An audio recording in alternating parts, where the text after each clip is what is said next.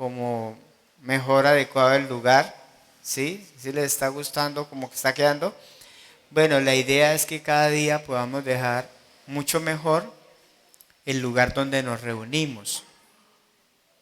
El lugar donde nos reunimos es como la casa donde nosotros vivimos. La casa donde usted vive con su esposo, su esposa y sus hijos. Y qué rico es llegar a una casa donde la casa esté limpiecita, ¿cierto? Los muebles oliendo a rico. Eso le gusta al Señor también, ¿cierto? Aunque lo importante no es el local, pero sí es importante que el local esté bien adecuado, bien limpio y bien excelente. Amén. Porque Dios es un Dios de excelencia. Entonces, sigamos orando al Señor para que Dios siga proveyendo. Dios ha sido muy bueno. Dios nos ha provisto. Hoy una persona que no es de nuestra iglesia, no es, dijo, pastor, tengo una ofrenda para la iglesia. Me buscó sin estar pidiendo. Ella me llamó, ni idea. Yo tengo una ofrenda para la iglesia. Gloria a Dios. ¿Quién hace eso? Dios, porque esto también es de Él. Todo es de Dios. Amén. Todo es de Dios. Y todo le pertenece a Dios. Nosotros simplemente somos ¿qué? Administradores. Eso sí tenemos que aprender a administrar, ¿no? Bueno, quiero compartir el mensaje, la palabra de hoy. Yo he venido compartiendo acerca de qué es el Evangelio. Y voy a compartir la segunda parte, que es el Evangelio. ¿Por qué nos parece tan relevante y tan necesario el Evangelio? Porque el Evangelio es fundamental para la vida de un creyente. Algunos piensan que el Evangelio solamente es para los no creyentes. Ah, el Evangelio es para los no creyentes. No, el Evangelio también es para todos nosotros. ¿Sí? El apóstol Pablo dijo, yo voy a volver a declararles a ustedes el Evangelio. Les voy a anunciar el Evangelio a la iglesia que está en Roma. Y en varias ocasiones el apóstol Pablo reiteraba que es el Evangelio. Porque pasa y sucede que muchos de nosotros, como creyentes, estamos dentro de una iglesia local y ni siquiera sabemos qué es el Evangelio. Ni siquiera sabemos. Y la semana antepasada hicimos un ejercicio. Y le preguntamos a varios hermanos, ¿ustedes están seguros de su salvación? ¿Y sabe qué nos respondían? No. Yo casi me echo la bendición. Hay muchas personas que no están seguras. Por eso es importante que nosotros entendamos qué es el Evangelio, pero que el Evangelio sea parte de nuestra vida. El Evangelio no es solamente cuando nos convertimos y ya. No. El Evangelio lo recibimos y empieza a ser parte de nuestra vida hasta que el Señor vuelva por nosotros. Quiere decir que el Evangelio debe ser algo fundamental en la iglesia, tenerlo presente todo el tiempo.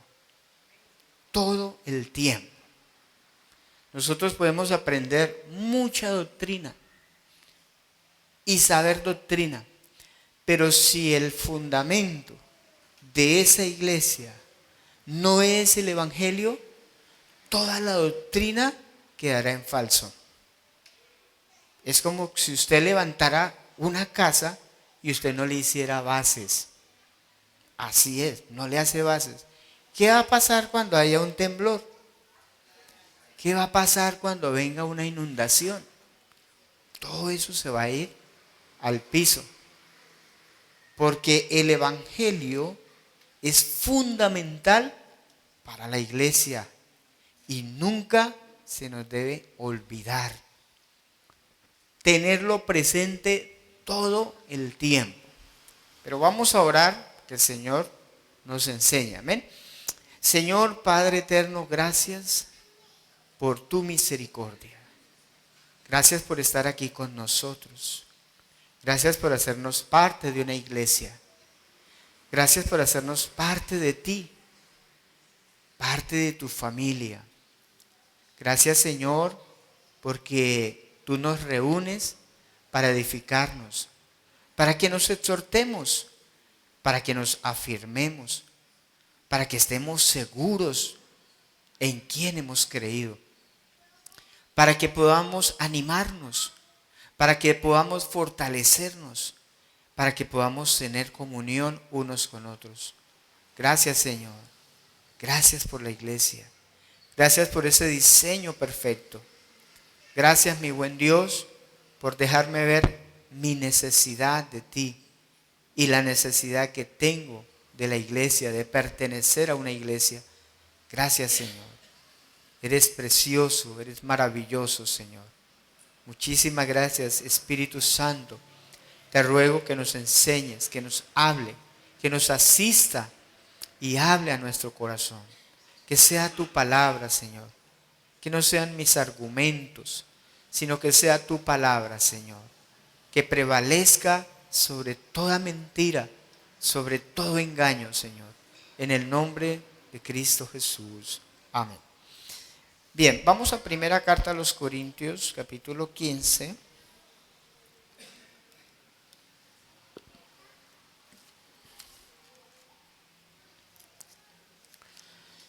Y vamos a leer versículos para retomar la enseñanza que di hace como tal vez 20 días atrás.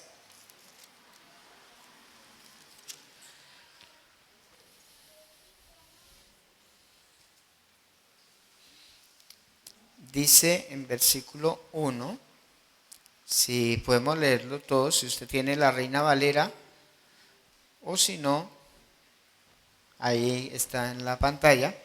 Dice, además os declaro, hermanos, el evangelio que os he predicado, el cual también que recibisteis, en el cual también perseveráis, por el cual asimismo, si retenéis la palabra que os he predicado, sois salvos si no creísteis en vano. Bueno, vamos a dejar hasta ahí. Entonces, el apóstol Pablo le está escribiendo a la iglesia en Roma. No le está escribiendo a incrédulos, ¿cierto que no? Le está escribiendo a una iglesia. Una iglesia de creyentes, personas que han creído en el Señor. Pero él dice, yo les voy a dar a conocer el evangelio que ya les he predicado, pero que ustedes recibieron, pero que ustedes ¿qué? Perseveran. Dice también por el cual si no creísteis, si retenéis ¿qué? La palabra que os he predicado, sois salvos si no creísteis en vano. Entonces, el apóstol Pablo ve una necesidad y es volver a repasar el evangelio con las iglesias. ¿Por qué? Porque resulta que siempre va a haber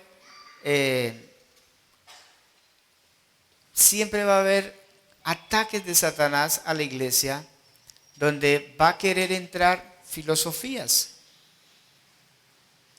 Y de hecho, ¿por qué es necesario un pastor en una iglesia? La Biblia habla de pastor o de un líder. ¿De qué habla la Biblia? Un pastor. Siempre se habla de un pastor. Entonces, un pastor es para cuidar El rebaño. ¿Y de qué tiene que cuidarlo? Una de las cosas que debe cuidar un pastor la iglesia es de qué? De las filosofías, de las mentiras que Satanás quiere colocar en la mente de las personas. Mire, hermanos, si yo mismo no me cuido de la falsa doctrina, yo puedo caer en el engaño de Satanás. Dios nos libre. Dios nos guarde. Porque Satanás siempre va a estar lanzando pensamientos, filosofías, argumentos, por aquí, por allá. Yo he quedado admirado de algunas personas, admirado, asombrado. Personas que tenían el conocimiento de Dios, el conocimiento del Evangelio, y hoy en día uno los ve creyendo falsas doctrinas. Y por lo general son personas que casi nunca se someten a un liderazgo. Son ese tipo de personas que son presa fácil para Satanás. Entonces Pablo, viendo eso, él dice, yo les voy a volver a declarar el Evangelio, porque resulta que en la iglesia de Corinto se estaban entrando algunas filosofías y estaban creyendo que no había resurrección de muertos, que no había. Uno se muere y ya, no hay resurrección de muertos. Sí, Jesús resucitó, Él resucitó, pero no hay resurrección. Entonces, Pablo comienza a hablarles acerca del Evangelio, porque el Evangelio es ¿qué? Muerte, sepultura y ¿qué? Resurrección. O sea que la resurrección hace parte del Evangelio. La resurrección. Entonces Pablo tiene que nuevamente volver a enfocarlos en el Evangelio, para que el Evangelio fuera central en la vida de ellos. ¿Por qué el Evangelio debe ser fundamental en la vida de una iglesia? ¿Qué piensan ustedes? ¿Por qué debe ser fundamental el Evangelio en una iglesia local? Porque siempre debe estar ahí presente el Evangelio. ¿Por qué?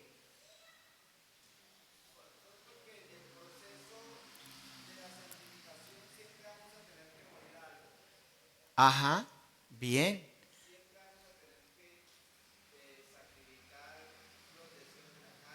Ajá,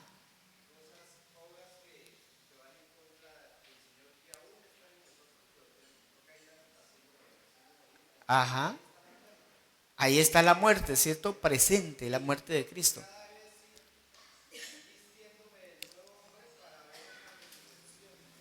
Correcto. Mire que el Evangelio es práctico. No es solamente creer algo, sino que se hace práctico en nuestra vida, ¿verdad? Debe ser fundamental el Evangelio en una iglesia porque el Evangelio es práctico, es vivencial. Es algo que se vive a diario. El Evangelio, la muerte, la sepultura y la resurrección.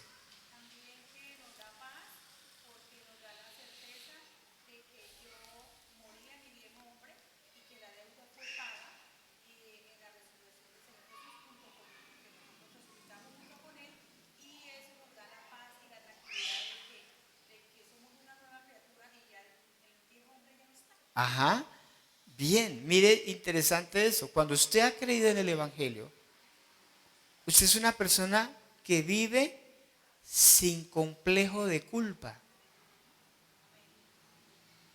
Usted no vive latigándose. Sí necesitamos ser perfeccionados, claro. Sí necesitamos, pero usted no vive latigándose, porque usted sabe que el poder del Evangelio lo liberó. Y entonces nosotros experimentamos a diario una libertad, hermano. Porque el Evangelio nos hace libres. Y esa libertad se vive el día a día. Se empieza a vivir. Yo no sé si ustedes están experimentando el poder del Evangelio en sus vidas. Pero tiene que ser así. Debe ser así. Porque la verdad nos hace libres. Y el Evangelio comienza a darnos vida, nos comienza a dar gozo, paz, confianza en lo que Cristo ha hecho, en lo que el Señor ha hecho por cada uno de nosotros. Entonces, eso que Cristo ha hecho en mí se vuelve realidad. A tal punto que Pablo decía, con Cristo estoy. Tiempo presente. No fue que estuve, estoy juntamente crucificado. Y ya no vivo yo, sino que Cristo vive en mí. Eso es evangelio. Cristo vive en mí. Yo creo, pueda que esté equivocado en mi apreciación, pero yo creo que muchas personas que todavía están bajo el dominio de un pecado es porque no han entendido el evangelio. Muchos tienen un conocimiento, pero no han creído el evangelio de corazón. Entonces muchos viven todavía esclavos. Y la Biblia dice que el esclavo no queda en la casa para siempre. ¿Quién sí queda para siempre? El Hijo. El Hijo sí queda para siempre. Entonces es importante que entendamos esa partecita. Entonces el Evangelio nos hace experimentar la libertad con la cual Cristo nos hizo libres. Amén. Pablo decía que había que vivir en la libertad con que Cristo nos hizo libres. Amén. Entonces, de hecho, toda doctrina que no esté basada en el Evangelio, toda doctrina que no esté basada en el Evangelio, queda en falso. Todas las doctrinas, bien sea fe, salvación, bien sea, ¿qué más doctrinas hay? La justificación, la prosperidad, ¿qué más? La escatología, el amarnos unos a otros. Todas las doctrinas bíblicas tienen que estar basadas en el Evangelio. Si la doctrina no está basada en el Evangelio, entonces no se puede hablar correctamente de una doctrina. Efesios capítulo 1, versículo 3. Efesios capítulo 1, versículo 3.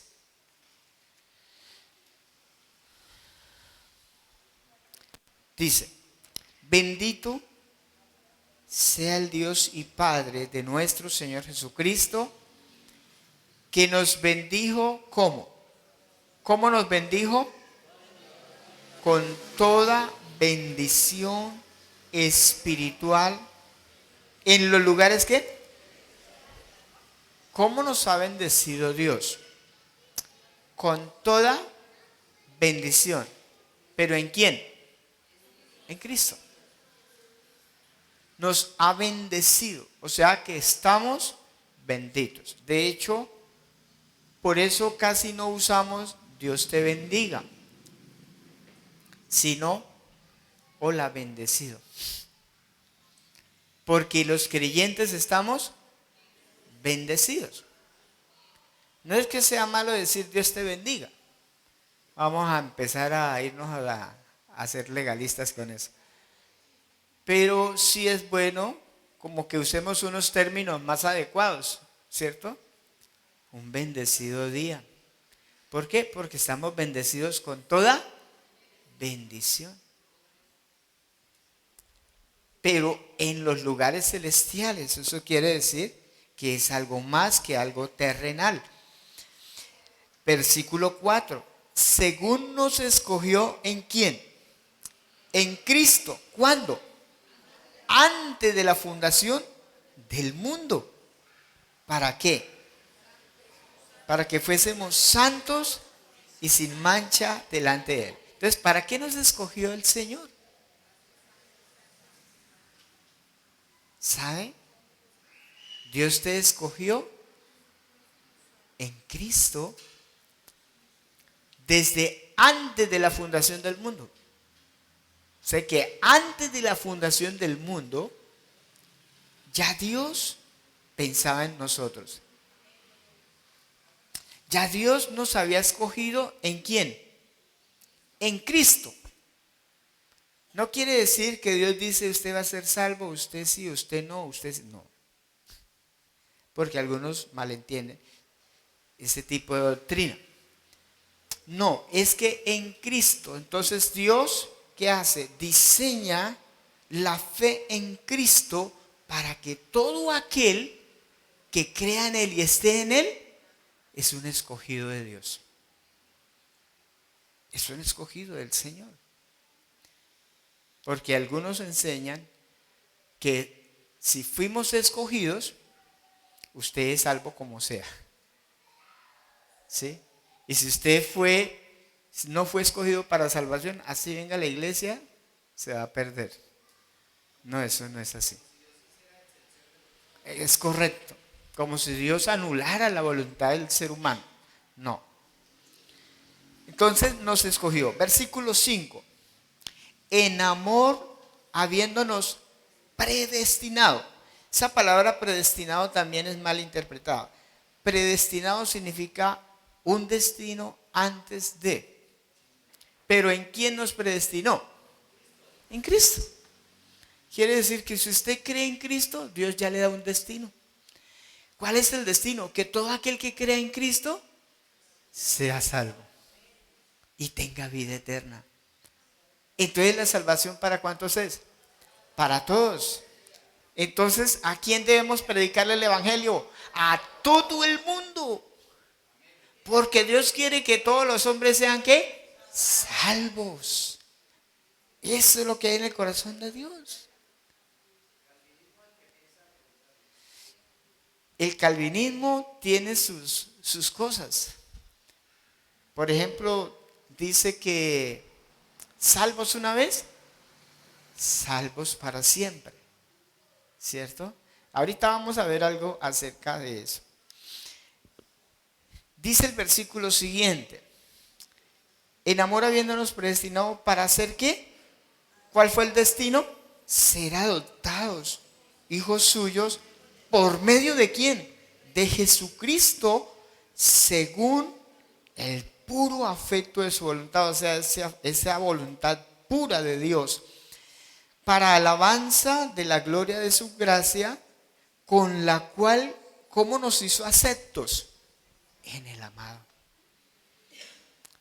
Usted es aceptado y amado por Dios. ¿En quién? En Cristo. ¿Sí ven lo que es tan importante el evangelio? ¿Por qué es tan importante? Somos aceptados, somos hechos hijos de Dios, no por usted ni por mí, sino en Cristo Jesús, en el amado. Cuán precioso es Cristo para nosotros. Realmente la vida de nosotros debe estar centrada en Cristo Jesús. Y el evangelio, como decía alguien, el evangelio es una persona, se llama Jesucristo. Amén. Versículo 7. En quien tenemos redención por su sangre, el perdón de pecados. Gloria a Dios. ¿Según qué? Según las riquezas de su gracia. Dios es rico en gracia. ¿Qué hizo qué? Sobreabundar. ¿Para con quién? Para con nosotros. En toda sabiduría e inteligencia. La sabiduría de Dios y la inteligencia de Dios, dándonos a conocer el misterio de su voluntad. O sea, aquello que estaba que no se podía entender, nos dio a conocer su voluntad según su beneplácito, el cual se había propuesto en sí mismo. 10. De reunir ¿cuántas cosas? Todas las cosas en Cristo, en la dispensación del cumplimiento de los tiempos, así las que están en los cielos como están en la tierra. ¿Sabe qué ha hecho Dios? ¿Cuál es el plan de Dios? Toda la historia, reunirla, todas las cosas, reunirlas ¿en quién? En Cristo Jesús. Reunir todo, todo. Las que están en el cielo y las que están en la tierra, las reúne ¿en dónde? En un solo lugar, en un solo propósito. ¿Quién? Cristo Jesús. En Cristo. Ese es el plan de Dios. Por eso el Evangelio debe ser fundamental en la vida de la iglesia. Amén. Fundamental. Nunca debemos olvidar el Evangelio. Entonces dice, volvamos a primera carta a los Corintios, capítulo 15. Ahora vamos a ver algo interesante acá. 15:1 dice, el Evangelio que os he predicado, el cual también ¿qué? Recibiste. Bueno, ya vimos que el Evangelio debe ser predicado a todas las personas, porque ese es el plan de Dios, de reunir todas las cosas en Cristo. Entonces, por eso es importante predicar el Evangelio. Ahora, lo segundo es el cual recibiste. Pablo dice, yo les prediqué, ustedes lo recibieron.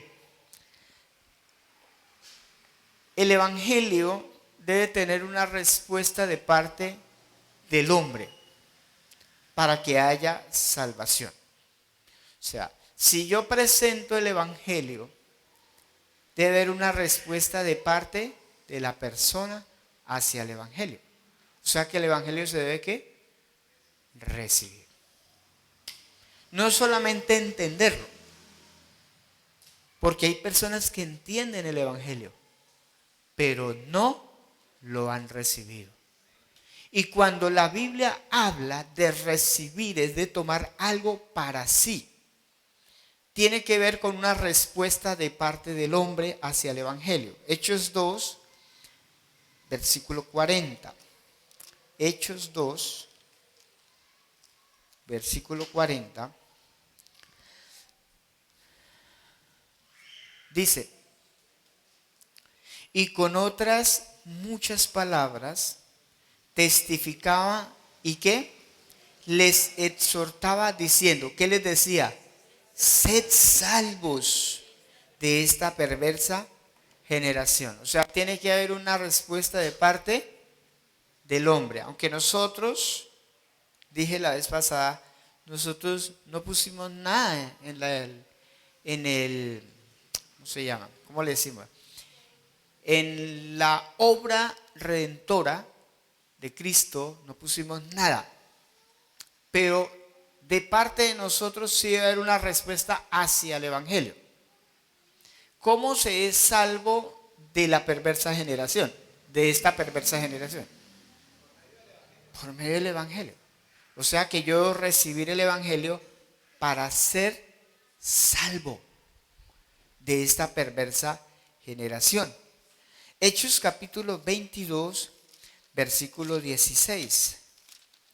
Hechos 22, versículo 16.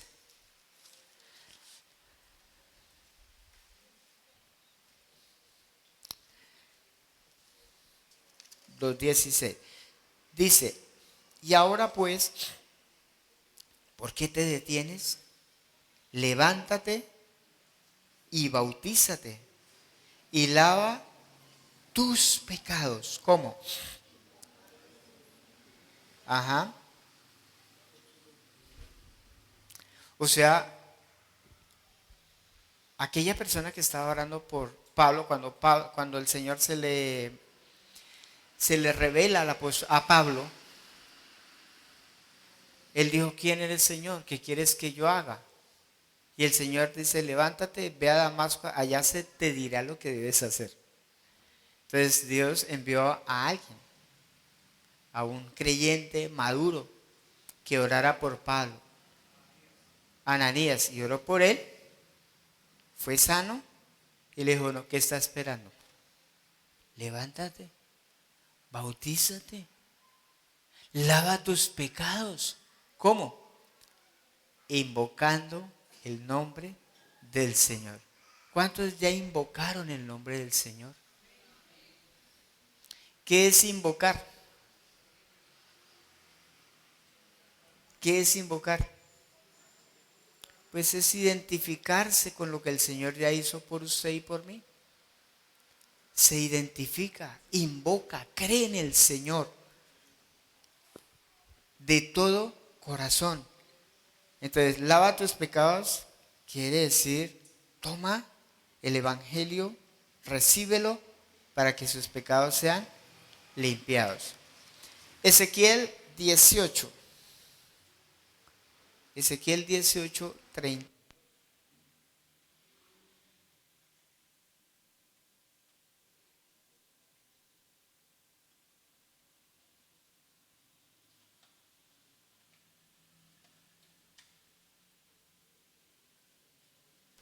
Ezequiel 18, versículo 32.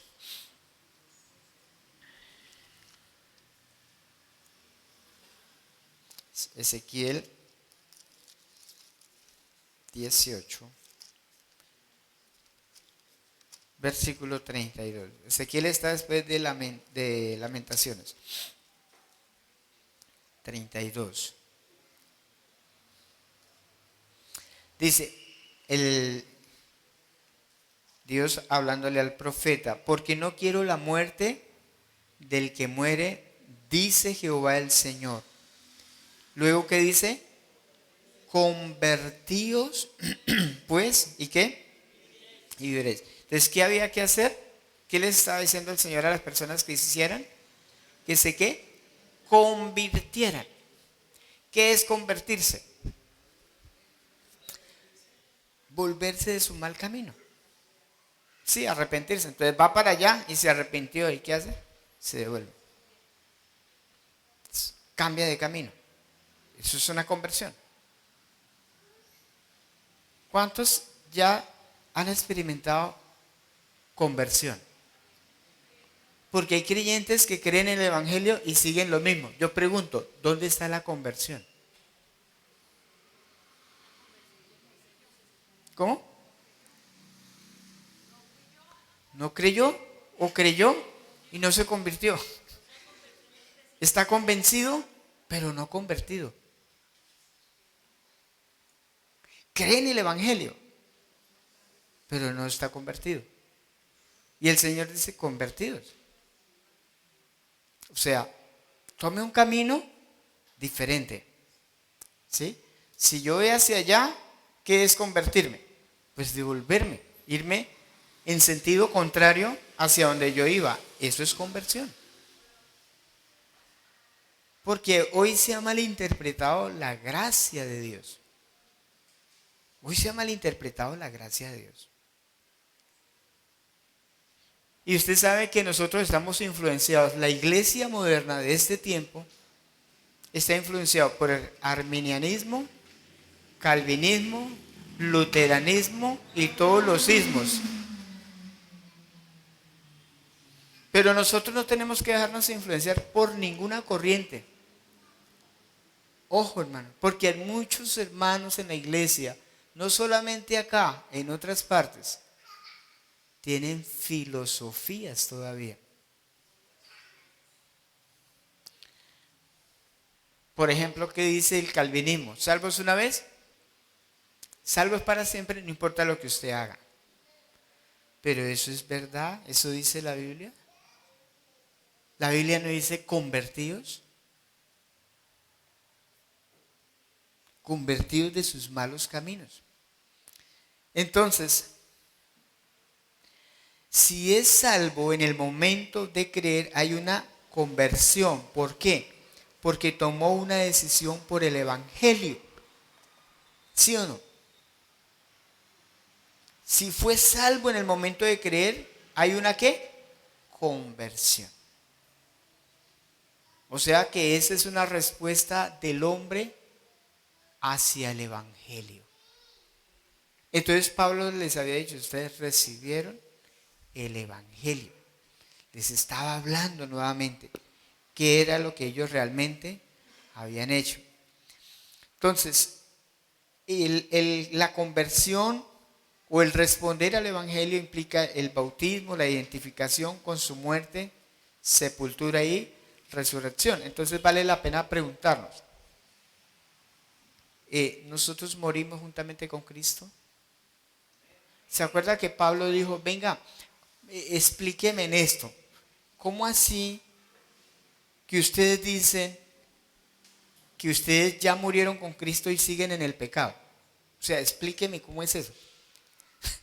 Porque, ¿cómo así? Si el que ha muerto, ¿cómo es que dice el texto? Si alguno ha muerto con Cristo, ¿cómo puede vivir en el pecado? O sea, es una pregunta que el apóstol Pablo se hace, ¿cómo así? No entiendo. Es la pregunta que Pablo se hace. Y luego él comienza a explicar. ¿No sabe que nosotros fuimos bautizados en su muerte? Y que ya no vivimos nosotros. ¿El Evangelio es real para usted? ¿Para mí? Morimos juntamente con Cristo. Nosotros no hemos entendido a cabalidad esta palabra. Y por eso a veces la iglesia, hablo de la iglesia en general, vive sin propósito, atado, todavía tiene ataduras, todavía hay cosas ahí, porque el Evangelio no ha sido real en la vida de esa persona. Entonces todavía tiene muchas ataduras. ¿Cuántos están seguros de su salvación? ¿Cómo sabe usted que recibió el Espíritu Santo? ¿Cómo sabe usted que usted ha creído en el Evangelio?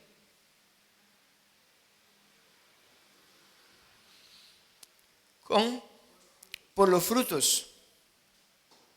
Pero alguien puede dar buenos frutos y no ser salvo.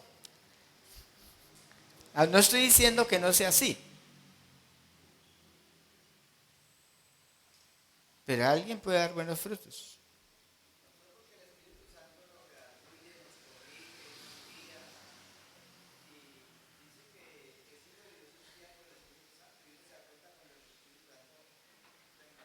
Ajá. Mire, hermanos, ¿sabe por qué usted sabe cómo sabe usted que usted ha creído en el Evangelio? Porque usted tiene el Espíritu Santo. ¿Y cómo sabe usted que usted tiene el Espíritu Santo? ¿Cómo sabe? Ajá, porque Él nos está llevando a la perfección. Él nos está llevando y nos está guiando por el camino y cada día vamos pareciéndonos más a Cristo Jesús. Cada día nos parecemos más a Él. ¿En qué? En el carácter. Entonces el Espíritu Santo nos va enseñando y nos va mostrando el camino hacia Cristo para ser como Él. Si usted está experimentando eso, usted recibió y creyó en el Evangelio de corazón. Usted creyó de verdad. El Evangelio está haciendo efecto en su corazón, en su vida, y se va a reflejar afuera, en lo exterior. Si antes éramos peliones, pues ahí vamos ya dejando esa vaina, ¿no? Si antes éramos groseros, ¿sí? Si antes nos prendíamos con una empujadita, ya eso no. Si antes sentíamos atracción hacia el pecado, ya no, eso se va quitando de la persona. Porque el Espíritu Santo está trabajando ahí. Dices, ay, sí, yo he recibido el Evangelio. El Espíritu Santo está en mí. Entonces, Él nos va llevando a la perfección. Amén. Eso es señal de que una persona ha creído y ha recibido el Evangelio. Amén. Segunda carta del apóstol Pedro, capítulo 1, versículo 19. Segunda carta de Pedro, capítulo 1, versículo 9.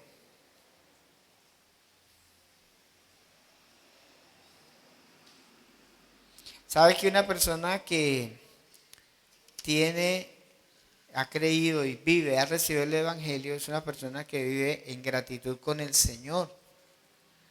Vive en gozo. No significa que no pasemos por momentos difíciles. Mire, hermano, un creyente sí podemos pasar por momentos de tristeza, por momentos de pronto de temor, pero son momentos por alguna situación que se presente, ¿sí? Pero no es todo el tiempo, no es un constante en nosotros. El constante en un creyente debe ser el gozo, la paz, ¿cierto? ¿Qué más? Confianza. ¿Qué más?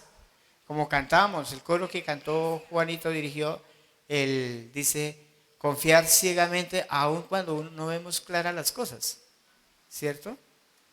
Aun cuando no se ve bien la cosa, estamos confiando en el Señor. Y sí pueden haber momentos de angustia, claro que sí, para un creyente, pero no es todo el tiempo. ¿Por qué? Porque el Evangelio está en el corazón de esa persona. ¿Ve? Entonces, segunda carta de Pedro 1:9 dice, pero el que no tiene estas cosas tiene la vista ¿qué? Muy corta, es que es ciego, habiendo que olvidado la purificación de sus antiguos pecados. Mire, una persona que olvida el Evangelio. Una persona que olvida el Evangelio no crece. Ay, ¿cómo anda un cieguito? Él anda ahí a tiendas, ¿cierto? Yo admiro a los cieguitos. ¿Cómo harán ellos? Así es un creyente que olvida el Evangelio. Dice, habiendo olvidado la purificación de sus antiguos pecados. Eso nunca se debe olvidar. Todos los días, todos los días, todos los días debemos agradecerle al Señor por la obra de nuestro Señor Jesucristo, por el perdón de nuestros pecados, tenerlo siempre presente, que haya gratitud en nuestro corazón, hermano, por lo que el Señor ha hecho. Eso nunca se debe olvidar. Todos los días, hermano. Eso de estar presente en mi vida. Dios es testigo que todos los días que me arrodillo delante del Señor, le digo, Señor, gracias por tu precioso Evangelio, porque por Él es que yo estoy aquí. Nunca se va a olvidar. Lo demás, la doctrina es como ya el alimento para el creyente. Pero el Evangelio es la esencia del creyente. Amén. Entonces, terminamos con esta palabrita. Dice, primera carta a los Corintios 15, nuevamente. Bueno, no dije ya voy a terminar, sino que terminamos. 15:1 dice, en el cual también que perseveráis. La palabra perseveráis está en qué verbo? Tiempo presente, ¿cierto? ¿Qué quiere decir esto? Que su fe en el Evangelio, ¿cómo sigue? Firme. Sigue firme. ¿Por qué? ¿Usted conoce creyentes que comenzaron en la vida cristiana y hoy en día no están? ¿Sí conocen algunos? Sí, Dios los ayude y tenga misericordia de ellos. Pero Pablo dice, ustedes lo recibieron, ustedes lo creyeron, lo recibieron, pero ustedes perseveran. Dice, en el cual ustedes perseveran, o sea, son constantes. Quiere decir que su fe en el Evangelio sigue firme. No es, usted es salvo una sola vez y ya. No, no. Si eso fuera cierto, lo que dice el calvinismo, entonces la palabra permanecer firmes estaría además en la Biblia. Estaría de más. No estoy hablando de que se pierde la salvación. No estoy hablando de eso. Estoy hablando de esa doctrina que dice, salvos una vez, salvos para siempre. No, aquí la Biblia habla de una permanencia, de estar firmes, de ser constantes hasta el fin. Porque el Evangelio en nosotros hace que nosotros perseveremos. Porque el Evangelio, ¿dónde está? Está en nosotros. Romanos capítulo 5, versículo 2. Romanos capítulo 5, versículo 2, dice, por quien también, o sea, por el Señor Jesucristo, tenemos entrada por la fe a esta gracia, o sea, a esta salvación, en la cual estamos, ¿qué? Firmes. Hermano, el deseo de Dios es que usted y yo permanezcamos firmes en el Evangelio. No es que hoy sí y el año que viene, quién sabe dónde estará. No, permanecemos firmes en lo que hemos creído. Yo le animo, escúcheme esto, hermano, yo le animo a que usted tenga una convicción profunda del Evangelio. A que su fe no sea superficial. Lo animo a eso. Lo animo. Porque si usted tiene una fe genuina, constante, su fe es una fe real y de corazón. Y esas personas que están firmes, como dice ahí, y nos gloriamos en la esperanza de la gloria de Dios. O sea, estamos firmes esperando que se va a cumplir ese evangelio precioso. Amén. Primera carta de Pedro 5:12. Primera carta de Pedro 5:12.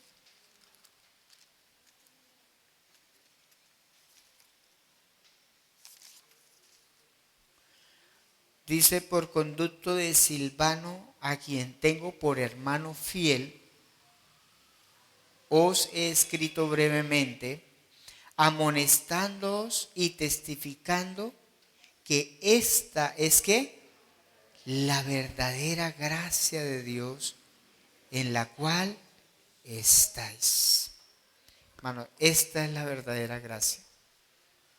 Esto que el Señor nos ha dado, esta palabra que Dios nos está dando, en lo que usted ha creído, en el Evangelio de nuestro Señor Jesucristo, esta es la verdadera gracia. Así que Dios nos anima a estar ¿qué? Firmes y tener una convicción profunda de Dios. Cuando uno no tiene convicciones, cualquier cosa se lo lleva. Cualquier cosa se lo va a arrastrar, hermano. Y terminamos ahora sí, última cita, Apocalipsis 14:12. 14:12. Dice, aquí está la paciencia de los santos. ¿Dónde? Los que guardan los mandamientos de Dios y ¿qué? Y la fe de Jesús. Ahí está la paciencia de los santos. Los que guardan los mandamientos de Dios. No es como algunos interpretan, que dice que guardan los mandamientos de Dios es volver a la ley. No. O guardar el Shabbat. No, eso no. Ahí no se está refiriendo a eso. Los mandamientos de Dios es amarnos unos a otros. Amar al Señor con todo el corazón, amar al Señor con todo el corazón y amar al prójimo como a uno mismo. Esos son los mandamientos de Dios. Y los que guardan la fe de Jesús. Ahí está la paciencia o la constancia. Esa palabra paciencia en el griego es hupomone, que significa constancia. Constancia. Dígase a sí mismo, debo ser constante en el Evangelio. Algo que siempre admiré de mis papás es la constancia. Yo nunca los vi desanimados. Mi papá ya murió hace 12 años. Hace 12 años. Yo nunca lo vi desanimado en el Evangelio. Hoy en día es que uno ve, no, estoy desanimado. Eso no se veía antiguamente. Eso no se veía. Hoy en día se ve eso, que desanimado, no volvió a la iglesia, no se volvió a congregar, dejó de ser parte de la edificación. Todas estas cosas. La verdad, yo conozco la iglesia como pastor. Y hay hermanos que me dicen, pastor, llevo 3 meses desanimado. Y yo le digo, ¿por qué, hermano? ¿Por qué, hermana? ¿Qué pasó luego que le hizo el Señor? No, es que ese no sé quién, ese no sé qué, y comienzan a culpar a otros. No, la paciencia de los santos son los que guardan los mandamientos del Señor y la fe de Jesús. Amén. Los animo a ser constantes, hermano. Amén. Vamos a darle gracias al Señor y que Dios nos ayude para que el Evangelio sea algo central en nuestra vida, en la vida de la iglesia, de nosotros como creyentes. Cada uno preséntese delante del Señor, cada uno sabe si ha creído en el Evangelio, cada uno sabe si ha recibido el Evangelio, si está obedeciendo el Evangelio, si está viviendo el Evangelio, si el Evangelio es real en su vida. Cada uno lo sabe, pero si no es así, yo quiero animarlo para que usted le diga al Señor en esta noche, Señor, quiero de corazón tener el Evangelio en mi vida. Yo quiero pedirle el favor a Natica, si puedes tocar el piano. Porque hay una preocupación. ¿Qué nos preocupa, hermano? Que usted esté perdiendo el tiempo. Que esté perdiendo el tiempo y la plata.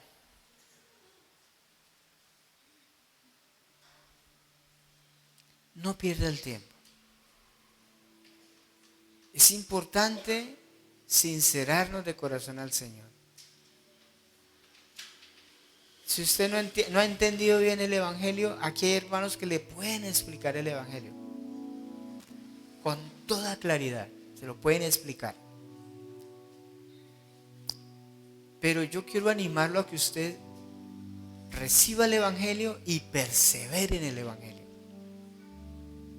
Porque el Evangelio es lo que nos capacita para servir a Dios, para amarlo, para ser agradecido, para experimentar la libertad.